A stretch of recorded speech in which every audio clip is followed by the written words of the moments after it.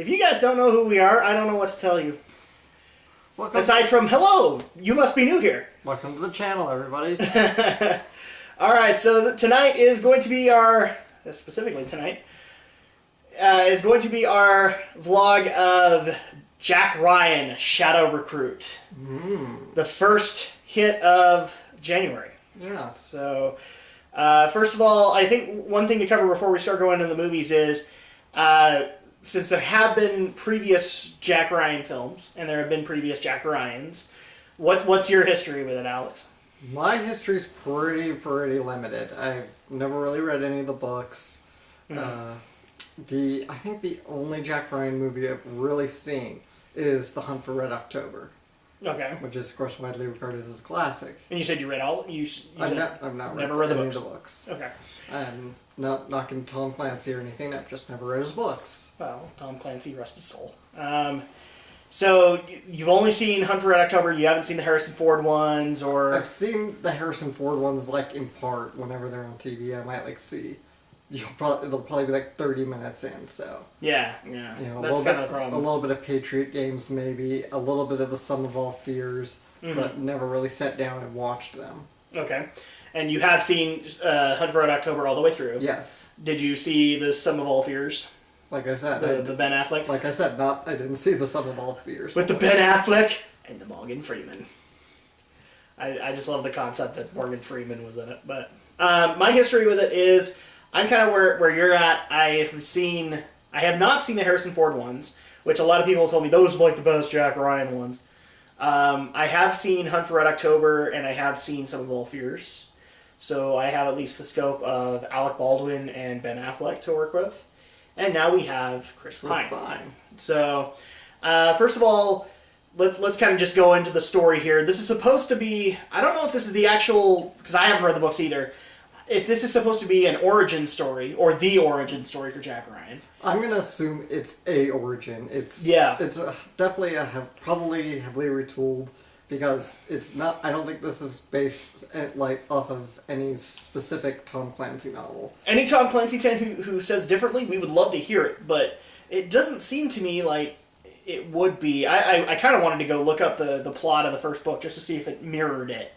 But yeah, this just seems to be like a new movie origin story. They want to have a more solid Jack Ryan, much like, and it seemed to, maybe I'm the only one seeing this, much kind of like the Bourne Identity films. They want to have a solid actor to be able to do more films with, and they got that in Chris Pine, whereas the Bourne Identity went with Matt Damon. So yeah, it's a basic origin story. It starts off with him going to school, and then him seeing the 9/11 attacks. He's going to this was the interesting part to me. He was going to the London School of Economics, and I know that at some point in Jack Ryan's book history, he ends up in London, but I didn't think he went to school there. I actually thought he went because of the military scholarship. But yeah, it wouldn't surprise me if he actually did go to school in London. It could be. You know, he's a very smart guy. Just the whole economics thing kind of threw me off, because in the last couple of movies that I've seen, he really just has to know people, not know numbers. So that was a little weird. Then he, after the 9/11 attacks, decides, okay, I'm going to serve my country, and they show the supposed accident that basically ends his military career, where a helicopter gets fired on by a missile. And there is one of the big deviations, definitely, because I believe in the actual stories, he served in the Navy. At least this is what I got from Red October. You know, because I remember Fred Dalton Thompson's character. That's one of the things that was weird to me. Yeah, I think he was like a Navy pilot, and his plane missed a carrier, and he crash landed. So yeah, they're definitely retooling the character. They're retooling the character, and then also they're retooling it and also kind of giving a unique concept on it, because they also kind of kept the whole prospect of. Do you remember when Fred Thompson's talking in Hunt for Red October, how they say, like, well, he spent his last year in college in traction? And they did that whole concept here while he's recovering from his back injury, which means, you know, he can't serve an active duty anymore. He then is kind of scouted by a CIA operative who's played by Kevin Costner. Right. or I'm sorry, the walking monotone voice that is Kevin Costner. And he gets basically shadow recruited. Oh my gosh, title! He gets recruited into the CIA, and and basically his guideline is, you need to finish college so that we can put you into this financial firm, and you can watch for another prospective terror attack, so that we can stop the funding for it, or we can stop it. Right. So we cut to another year. Well, and one thing also we should point out is, because they do it, is while he is recovering from his back injury, he begins his relationship with the female interest of the movie, Keira Knightley, who I guess this may be a different origin for it, but I think she's actually trying to play, or she's trying to play Dr. Mueller, which has been done in pretty much all the Jack Ryan movies I've seen. Gates McFadden played her in... Oh, wow, that's so weird, a Star Trek connection in a Jack Ryan movie. Gates McFadden played her in Hunt for October, and I can't remember who played her in Sum of All Fears. But it's basically like, while he's trying to recover from his back injury, she's trying to get herself through school. And she's trying to become a doctor. So you have them meet together. She's just doing her whole internship there. They separate. He goes off to finish his college, and now we're in Wall Street, where he's observing a bunch of mysterious accounts basically being either secret or being drained. I wasn't entirely sure what was happening there. Yeah. I think they were suspiciously secretive. Yeah, so they weren't going anywhere, and they were not being reported on. Right. I think it was that there was so much stock being put against the dollar, and which, given the... No, that was the plot of the movie. Right. These mystery accounts were just not doing anything, but they were huge. Mm-hmm. So he convinces his boss. This is the part where it gets a little complicated, because he is a member of the CIA, and so we don't know if he's, so he's got that boss, and then he's got Kevin Costner. Right. Which was kind of weird to me. It kind of gave me a little whiplash. The boss of the firm sends him to Russia, where his joyride begins, basically. His again, guys, spoilers. If you haven't seen our previous vlogs, spoiler alert. Spoilers. If you haven't already gotten it from the first 5 minutes of this vlog. So his driver picks him up, but his driver is contracted to kill him. So at that point, we have a fight scene in the hotel room, so he can kill the very big and burly security guard. And then he starts off with this whole plot. Now somebody's trying to kill him, so he's got to get to the bottom of this, and calls up Kevin Costner to report what just happened. Somebody tried to kill him. Right. And that begins the whole plot of him meeting, this big Russian businessman who apparently has got a huge grudge against the U.S. and basically wants to enact a plot where, after some kind of a terror attack, we don't know at this point what it is, then he would basically dump all of his shares of stock, which would be these shadow accounts, and that would basically crash the dollar. Yeah. And the U.S. economy would plummet after that and go into the Second Great Depression. And so from there on in, it is a race to get the information that they need to stop the terror attack, so that the dumping of the shares doesn't happen and the dollar isn't just blown right through the ground. But in the meantime, we also find out that Keira Knightley, they do this kind of subtle side story with her, where she's worried that because of his CIA activities, he's cheating on her. Right. She's seeing movie stubs and things like that, where he's just doing stuff alone. But since he's under oath, he can't tell her. But at the same time, in the side story, he's trying to constantly get him to marry her. Mm-hmm. Or him. Her to marry him. You did. And the reason is because he took an oath, and if he's married to her, he can tell her. Right. And he wants to tell her. But she keeps on thinking, okay, you've been cheating on me and all that. So while he's out in Russia and he's had to fight for his life, she comes out to make sure he's not cheating. I'll admit, that's kind of weak. And then he just looks her in the eye and just says, I'm a member of the CIA. And she takes it surprisingly well. She's like, oh, for a second there, I thought you were cheating on me. Okay. I saw the Sum of All Fears, and The Dr. Mueller in that one did not take it that well. She took it about as well as other women, I think, would take that kind of concept. In fact, I love it. I'll divert to the Sum of All Fears really quick. Morgan Freeman tells her to tell him. Or tells him to tell her. Right. And he's like, go ahead, tell her. She'll be impressed. And he tells her. And she's like, that's so lame, and hangs up. And Morgan Freeman is just laughing his butt off at this. And Ben Affleck is just sitting there going, I am so in trouble. I am so in the doghouse. And there's Morgan Freeman just laughing away. This time around, it didn't really happen that way. Although they do try to do this whole story of, since he didn't tell her, she's mad at him because now she's involved in this whole plot, and she didn't have to be, because he could have just told her, and then she wouldn't have thought he was cheating on her. Although I would like to strangely know how, like, telling her before then how she would react differently. Again, her reaction does not work. She's so nonchalant about it, but maybe that's kind of brilliant. Cause... Pretty much. No, dude, she's grateful when he first told her. Oh my gosh, I'm so happy. I thought you were cheating on me. And I'm like, that is not... Like, if I were to tell my wife right now I was a member of the CIA, I think the first thing she'd say to me, and you can vouch for this, is, get out. just I don't want to hear it.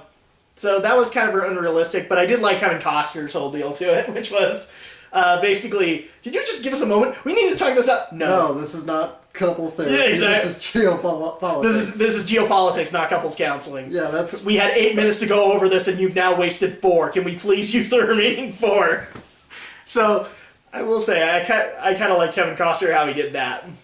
Because it made a little bit of sense. But then we go into the whole plot of trying to get into the Mrs. Sands building, or his office, right, to get the information we need, which involves in Jack being kind of an ass. Yeah, he kind of puts on this whole dog and pony show about being a complete drunk and the part that's a little off-throwing to you is, you know he's a member of the CIA, but Kira's kind of sitting there, and he's doing a bunch of stuff that she's never seen him act this way, obviously.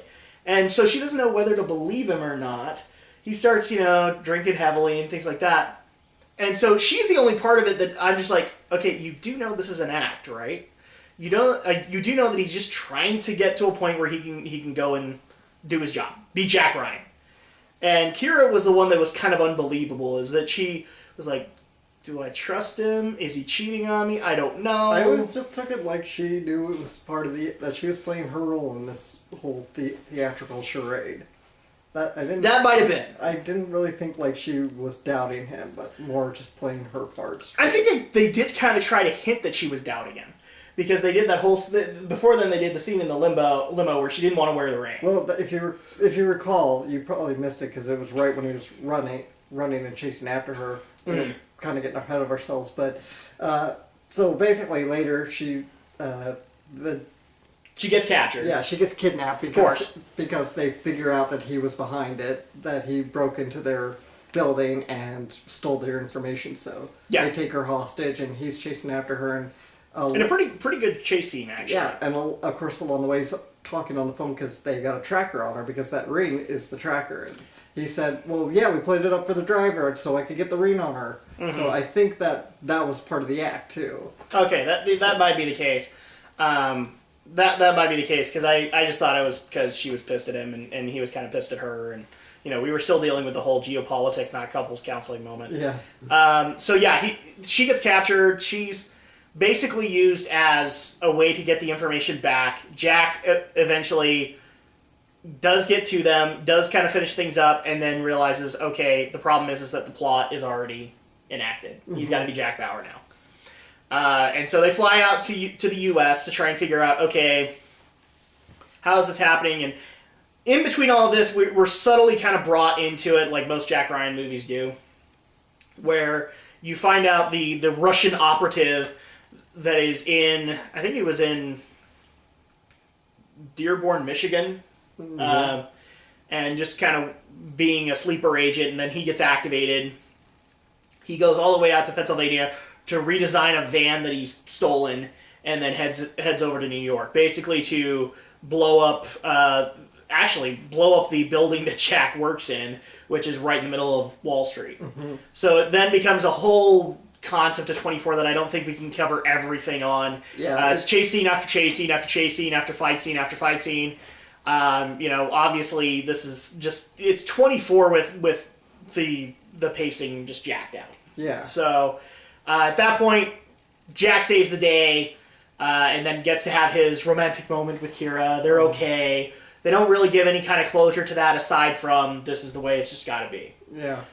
So at this point, we don't know if Kira will stay with him. We don't know if he will want to, but they kind of give us a feeling like they're going to try and make it work out. And then we get to have the last moment where Jack gets to meet the president, but I found it awfully hilarious because we don't get to see the president's face. Yeah. I'm like, Well, I don't know. It's because you don't know. Sometimes movies play fictional presidents. I mean, the Jack Ryan movies, I think, always had fictional presidents, didn't they? They always had fictional presidents, and that was just because, unfortunately, it's kind of like in the books. He starts off as an analyst, and he kind of works his way up, and then eventually, I think, near the end of them, and I've never read them, but my family has, and I think at some point he actually becomes vice president and then makes his way to president. Interesting. So that's why they always had fictitious presidents. Yeah, so... but up until this point, our presidents are, well, maybe not in Hunt for Red October. We didn't get a president there. No. But in Some of All Fears, we got one in, I can't remember his name, but James Cromwell. Yeah. And I'm not sure about the Harrison Ford ones, but we get to have that final moment where Kevin Costner is introducing Jack Ryan to the president, and I just found it interesting that they don't show him. So I guess it makes sense though, because it's almost hinting like, oh, we could almost try and do another story and bring him into the Oval Office, and maybe he is a more key figure. Setting it up for a sequel, I guess. Yeah, setting things up for a sequel. And I also just found it kind of funny that we didn't get a hint as to how he sounded. I was like, okay, did we not? This is like the first time you could probably do a black president and get away with it, and I'm kind of surprised that they didn't show any kind of a president. There's been black presidents. No, I mean in the Jack Ryan series. In the Jack Ryan series. Yeah. Because to my knowledge, they've never done it. Oh. And nope, we didn't get anything like that. I was hoping for a James Earl Jones cameo. Oh, that would have been awesome, wouldn't it? Yeah. Either that or the president from 24, the guy who does all the Allstate commercials. That would have been awesome. Right. Thank you, Jack, for saving the world. Now go buy some car insurance. So I'm gonna let you give your thoughts on the film, and then I'll go ahead and give mine. Okay, so me as a Jack Ryan foreigner, essentially, I enjoyed the movie. I thought it was a fun spy thriller. I haven't seen many spy thrillers lately. The last one I heard about coming out was one that reminded me a little too much of Wall Street. It had Harrison Ford in it. Didn't it also have Costner? Wall Street. You mean the one where there was a kid playing double agent? Yeah. No, it wasn't. I think it was Gary Oldman. Because you had Harrison Ford against Gary Oldman. Okay, I couldn't remember, honestly. And I didn't see it because, again, it just made me think too much of Wall Street. Yeah, exactly. It's a high-tech version of Wall Street. So, but I enjoyed it. I haven't seen a real good spy thriller in quite a while. And I think this did it. Maybe it's a little Bourne-ish. Maybe it's a little 24-ish. I guess, well, those are just kind of the tropes that have been established. But I even remember Patriot games having good big action sequences, so I'm not too surprised. These are action thrillers that they are, and it's suspenseful. It's got a lot of thrills. And I really like Kenneth Branagh in this. I'm not sure how to say its name, but Kenneth Branagh. Yeah, he plays the Russian businessman. Yeah, he's not the sleeper agent in the U.S. Yeah, although strangely enough, that was his son. He's also the director of the film. And indeed. Yeah, he was really good in this. I'm not too familiar with his work other than sadly Harry Potter. It's Gilderoy Lockhart. Oh, it is That's where I was remembering him from. Holy crap! Okay. Yeah, so really good in this role. He really is, and I guess he's not too chewy in the scenery, but I love his performance. No, he didn't seem. You're talking about like him hamming it up. Yeah. I don't think he's hamming it up too bad. He's playing pretty cold, pretty straight. Maybe a little bit later when he gets a little bit more extreme, then he kind of hams it up a little bit, but not too much. Not bad. So overall, you liked it. Yeah. Are there any other actors that stand out to you in this? Chris Pine was good. I liked him in this. Keira Knightley was good. I like Kevin Costner in it too. The cast was great overall, I think. Yeah. So for me, this movie was good. I think it was worthwhile. it was more of a refreshing spy thriller because I'm actually going to confess something right here now. I actually didn't like the Bourne movies that much. Mm-hmm. I fell asleep in them. So, and there are a number of reasons for that. Nothing really can be read into. Matt Damon didn't really hit me very well as a super spy. Also, I'm not big into the super spy stuff. Okay, I don't do James Bond. I don't do anything like that. But I have done Jack Ryan over the years because my family's fans. So this was refreshing because it's been a while since I've seen a legit spy thriller. I think the last one I saw was The Recruit from Colin Farrell and Al Pacino. My only Al Pacino film. People can now comment about that. So I actually, again, it was refreshing, but very, it's adapting to the tropes of today. It's very 24-ish. It's very Bourne-ish. And I think really, I think you're right on the money. I think they were trying to make more Jack Ryan sequels. Not necessarily that follow the books, but something that they can do now, kind of like the Bourne movies did, where they don't have to follow the books. They can go their own direction. As far as the actors go, Chris Pine did a very good job as Jack Ryan, and one of the things I credit that to him is mainly because his origin's a little different. He's not the Russian analyst of certain major figures. One of the things that I didn't like in the two Ryan films that I've seen is that he's always arguing with somebody about the Russian that they're targeting, and he always makes this argument: I know this guy. No, you don't. You've read papers on him and you've written papers. I get that, but that's always seems to be like a very faulty argument. And in this one, he's a financial advisor, whereas he's got military training. So it's not so bad. And it also kind of establishes that he knows Russia, but he doesn't know it very well. So he hasn't become that seasoned veteran yet. Mm-hmm. And I think Chris Pine played that very well. In fact, I think the best scene that he had in it was after he has killed the assassin. And he's just kind of sitting there, and he is totally post-traumatic stress. And, just everything's kind of latching in that he just killed somebody, and he calls up the CIA to help him out.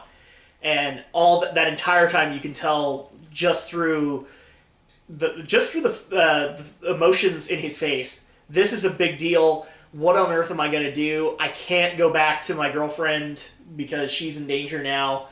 And that all just kind of sinks in, and it's all the more helped when he actually has to go see Kevin Costner, and then they talk about their first kills and things like that. So I think Chris Pine did a really, really good job. Keira Knightley was good, but unfortunately they couldn't really do a whole lot with her because she is the love interest, and even in the Jack Ryan movies that I've seen, they haven't really done much.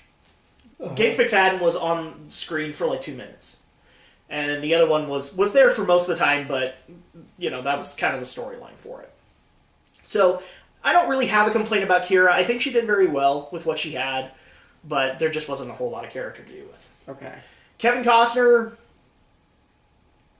I don't usually like Kevin Costner. I didn't mind him in this role. He was kind of put in the Morgan Freeman or James Earl Jones role, and he fit it. He fit that he was very hardened, very cold CIA guy. And I actually liked some of the jokes that he was making. It wasn't just the geopolitics, not couple canceling, but I also like the whole thing of Jack trying to figure out who he actually is when he's recovering.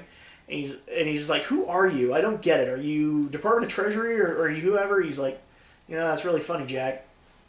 I've told you twice who I am now, and you just won't believe me." And also the other thing was the last scene where he's going in to see the president, and I love the whole line that he gives him. "You want to lose the Boy Scout just got back from my first camp trip look?" No. That's what I like about you. I thought that was really good for Kevin Costner. Kind of redeeming considering, I didn't love Kevin Costner in 2013 for various reasons. Still. But I thought he did a really good job. Kenneth Branagh,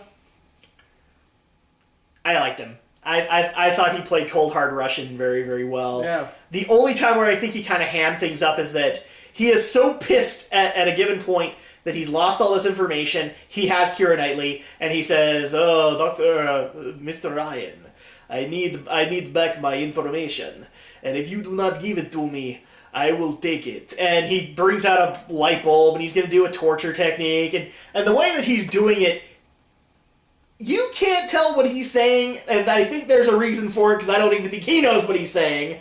But you could totally tell at that point he's kind of hamming things up to show that he's a very big bad guy, and you need to fear him.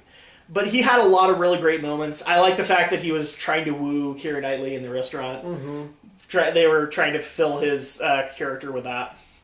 And I also like the fact that they actually kind of established vices for him, in the fact that you had Keira Knightley analyze him, and she noticed that he had cirrhosis.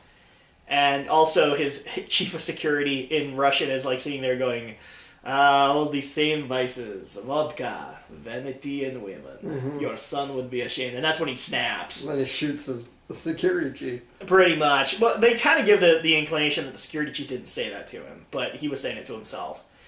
But at that point, you can see Kenneth Branagh unhinged, and those are pretty much the key actors in this movie. There really isn't much else to say on anybody else. Overall, your score for this movie for the start of the 2014 here? Solid 8. Solid 8? Okay. I'd probably give it about a 7.5 just because I'm not big into the spy thrillers, and so I think it's a good one, but it's kind of hard to judge that when you aren't majorly into that genre, where you're not James Bond or you're not into James Bond or solidly into the Jack Ryan films. I will say that this is probably my favorite Jack Ryan film thus far. I don't know. I want to let that sink in because I like Hunt for Red October, mm-hmm. but because Sean Connery's in it and he's awesome. But I'd give it a 7.5 just because it was good for me.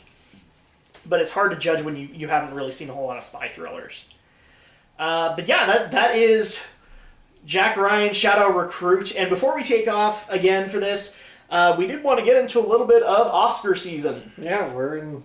And I'm going to go ahead and let you take over from here because you know the details best. Okay, so yeah, the Oscars were just announced this past week.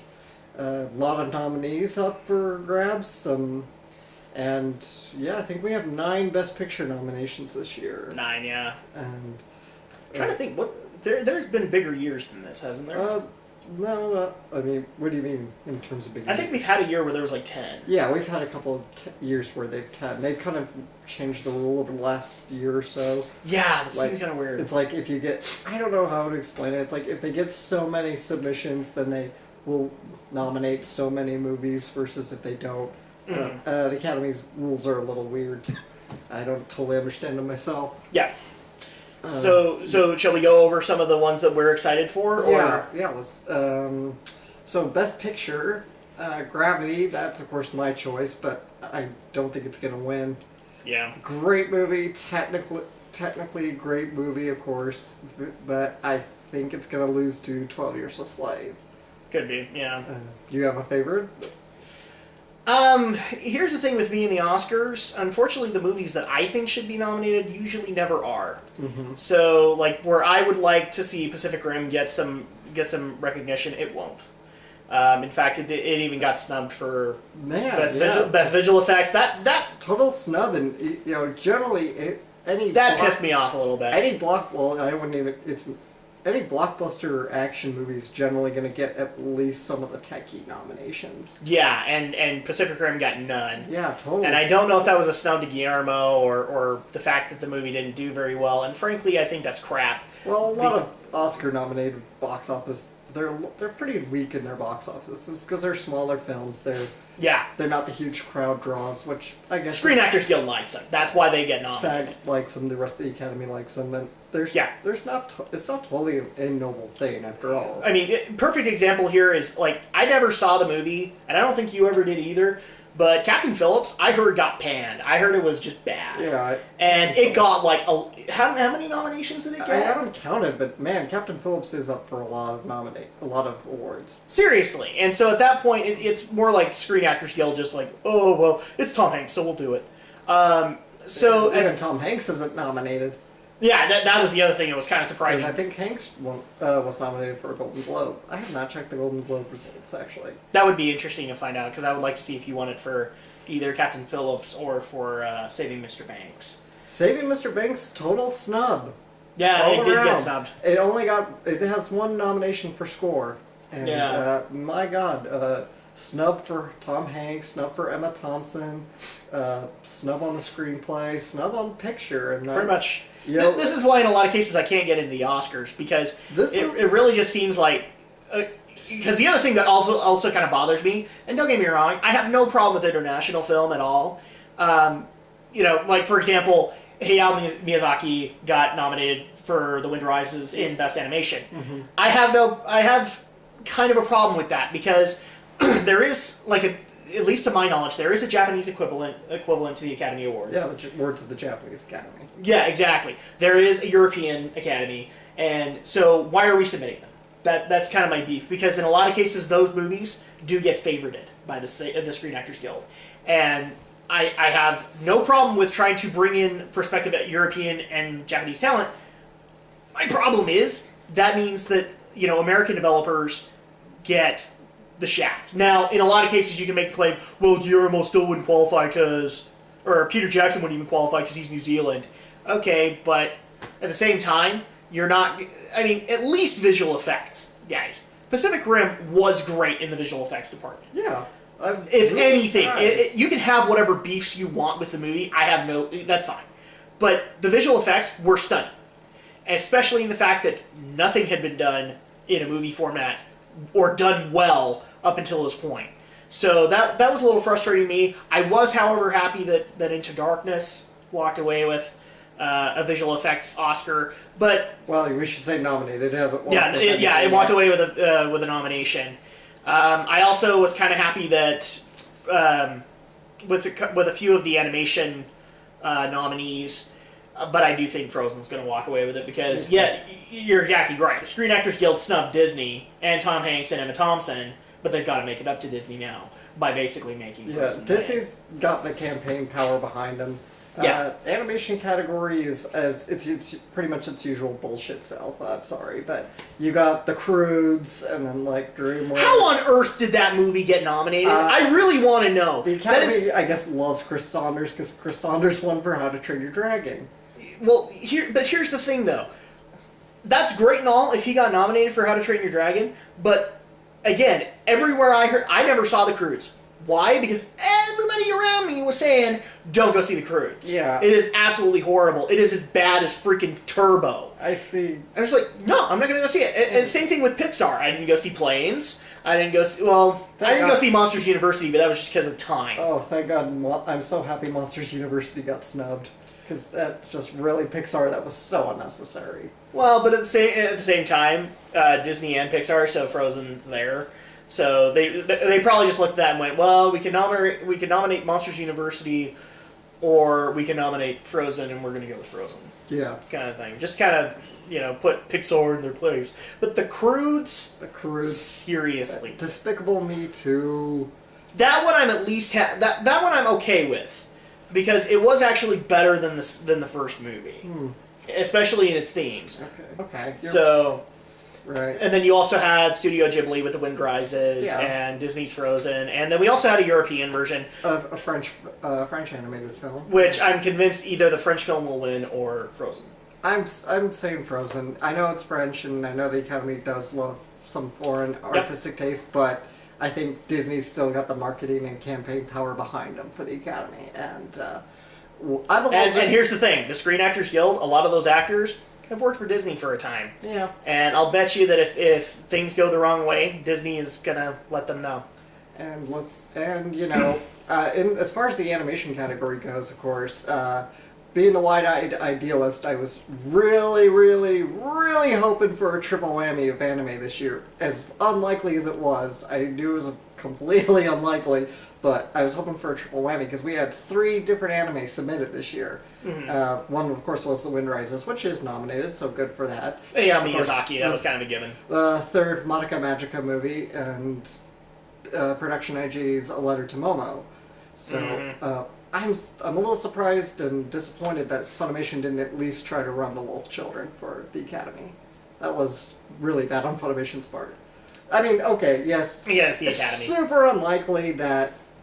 Well, Funimation didn't even submit it, for Pete's sake, so. Well, one of the things that has made me kind of happy over the years is, yes, I get the acclaim of the Oscars and all that, but, you know, in favor of the concept that they don't look at some of the geekier features that are really good in a given year, now you're starting to have some more geekier ceremonies giving them their props. Mm-hmm. And so, in a lot of cases, just because the Academy isn't going to give the Wolf Children a nod, doesn't mean that they won't. And that's what gives me hope in the matter. Because I really do think, and I might be wrong 10 years from now, I think the Academy, the Oscars are going to be gone after that. And the Wolf Children did, in fairness, win the Japanese Academy Prize, so. But still, I really felt Funimation should have at least tried to run it. I understand if I figured... Who knows, they probably did, and the Academy went no. They didn't submit it at all. Oh, okay. Because the Academy does publish all the films submitted. And the Wolf Children was not. It was just Madoka Magica 3 and Wind Rises and A Letter to Momo. Yeah. I thought Madoka Magica might have had a slight sporting chance just because of its kooky animation styles. I knew it was a long shot. You don't have to tell me. You don't have to be, yeah, we should do it. I'm sorry. I'm kidding. Come on, I wanted to be the wide-eyed idealist. But No, I knew it probably didn't stand much of a chance. Even if it got nominated, I knew it would lose, but I just wanted to see it get the nomination. Mm-hmm. And disappointed it didn't get nominated. Yeah. Launch shot as it was, I knew, but... See, and I'm not criticizing his idealism. My idealism just goes a little bit different, which is that the Oscars will be replaced with a board that I don't think is as biased, and then we can actually have like full on. You know, I don't care if there are like 10 different nominees for Best Picture or 10 different nominees for Best Animation. If you did something that was worthwhile this year that should be commended, you should get nominated. Now, it depends on because we can go into different definitions of what is commendable. You know, this is really a discussion for another video itself, I think, is the nature of the Oscars, and we could get into that. Let's talk about a few more nominees, and so that we don't have another hour-long video. We're probably past that point anyway. But let me think. What else is kind of the heavy hitters, heavy contenders? Captain Phillips with a lot of nominations. That's going to be a big one. I'm having doubts of Captain Phillips winning much of anything. And here's the thing. A lot of the names that I saw, I never saw them. Lone Wolf of Wall Street got a couple of nominations. Just Wolf of Wall Street. Wolf of Wall Street. Yeah, Marty Scorsese, he's a favorite of the Academy, old favorite of the Academy. Woody Allen's nominated again, and I think Woody Allen pretty much wins every time he gets nominated, but he never shows up. Yeah. I'd like to see if Miyazaki will attend this year, because he hasn't attended the last 3 No, times. He hasn't.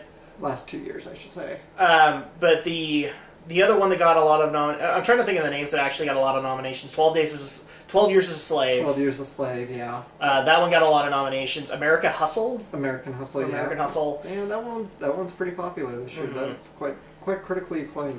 Yes, and then the other one was the Dallas Buyers Club. And so those were a lot of the prime ones. We also had a couple of interesting ones in the geekier nominations. The Hobbit got a lot. I'm surprised the Hobbit's still getting nominations, honestly. Truth be told, and I told you this before, they're waiting until next year. Or not next year, but the following, where There and Back Again is out. Then they can judge the whole thing, and we can probably have another sweep as long as. I really doubt the Hobbit's going to pull Return of the King and sweep again. It might not, but that's probably what they're doing. Is they're waiting for all the films to be out and then judge it. That's at least that's my perception of what happened with Return of the King. Is they waited until all 3 films were out and then just kind of judged the Lord of the Rings as a whole, and that's why we got a sweep. So, not saying that Return of the King was a bad movie, just at that point, that was when they felt like, okay, as the Academy, we can give the props to Peter Jackson. That may be the case here. The weird one for me was Best Visual Effects. We had Iron Man 3. Mm-hmm. Not to say that it isn't worthy of it, it's just weird that it's there. Why is it so weird? Because it's a superhero movie, and they don't get nominated that often. Mainly because Hollywood, I think, has kind of a distaste for them. Probably, but Because like Spider-Man has gotten nominated, but like that's not Marvel. That's Columbia TriStar. Right. So at that point, that kind of makes sense. But like the Avengers, not one. The Avengers got nominated, yeah, for visual effects. 12. I am predicting 12 Years a Slave will sweep or at least take home the grand prize. It seems that. It's a movie about slavery. It's a movie about racism. Hollywood are absolute suckers for it. Yeah. There's a baffling one in the makeup category, which nobody really cares about, but still, makeup is Jackass Presents Bad Grandpa. What the hell?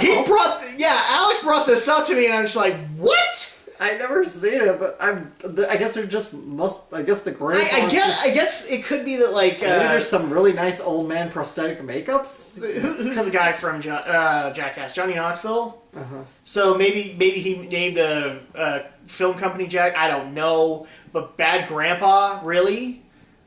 I would like to see how he got a Best Makeup nomination, people. I mean, it's a technical award, of course, but it's an achievement nonetheless. Well, he'll get blown out of the water anyway because I think who was he up against? I can't remember. I think he was up against like Hobbit and a few others. Yeah, The Hobbit, and he'll get blown out of the water. But it's just like such a weird nomination. Another techie kind of in the more technical categories. We got. I think Gravity is probably a contender for at least visual effects because those effects are really amazing. It's disappointing too because I've heard really great things about Sandra Bullock's performance, but you brought it up. I mean, Meryl Streep. As soon as I heard Sandra Bullock, I'm like, she'll get it, and then you brought up Meryl Streep. I'm like, nope, Meryl get it. Meryl's gonna win the Oscar because Meryl can't afford to lose, or Meryl can't lose. Yeah, heaven forbid. And score, John Williams is nominated again. Mm-hmm. Oh, what was his movie that was? The Book Thief. The Book Thief. Okay. The other thing also was kind of surprising is Sandra got nominated, but Clooney didn't get nominated. Yeah. She was opposite Clooney, right? Yeah. In Gravity. Yeah. That's kind of surprising to me because he's gotten a couple of nominations. Yeah, he's gotten a few Oscars too. I don't think has he won? Yeah, he won. He was producer on Argo, so he won Best Picture there. Oh, there you go. He won for Good Night, Good Luck, I believe. Mm-hmm. I know. Like but I think all the Clooney movies that I've seen, he hasn't gotten it. Like I can't remember the one where he's like a traveling person that fires you. Right. That one I don't think ever got a nomination. Oh, Up in the Air. Up in the Air. He was nominated for that. Yeah, I don't think he. But won, he never got one. Yeah. So yeah, that was a little surprising, but I do agree with you. I think 12 Years as a Slave is going to win just because that's where Hollywood is. They're attuned to the racism hot button. If you don't believe me, I didn't see it, but I already know what Lincoln is about because everybody told me. And I think they missed the mark. But maybe one of these days I'll go see it, but 12 Years as a Slave will get it. I'm not saying it's a bad movie. I'm just saying this is where Hollywood's going to go. Yeah. I'm not going to judge something that I've never seen. So that's, I think, is kind of our Oscar coverage, where we think things are going to go.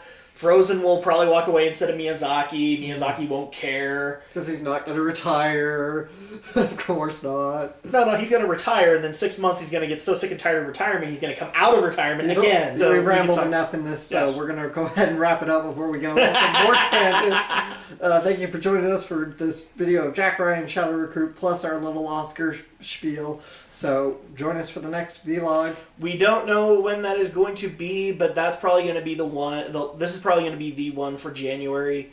So who knows? Maybe we'll see you guys in February. Yeah, so long, guys. Take care.